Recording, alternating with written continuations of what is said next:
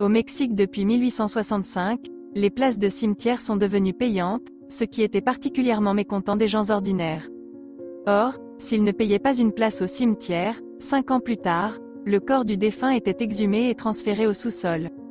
Si les proches réussissaient à payer l'énorme dette, le corps était remis dans la tombe. Les corps des défunts, qui n'avaient tout simplement aucun parent, ont souffert en premier lieu.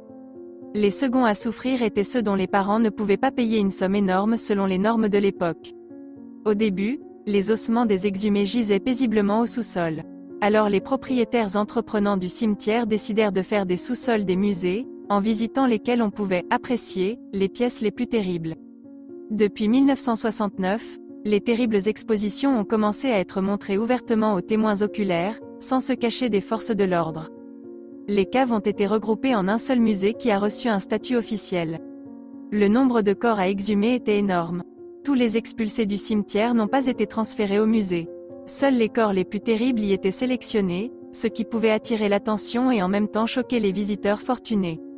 Derrière la vitre du musée n'étaient placés que les cadavres qui ne se sont pas décomposés pendant leur séjour dans la tombe, mais se sont naturellement transformés en momies. Il convient de noter qu'au Mexique, ils n'ont pas embaumé les morts exprès, car c'était coûteux et mal du point de vue de la religion. Il convient de noter que les bouches ouvertes, censées crier, ne sont pas toujours le signe d'une mort dans une terrible agonie.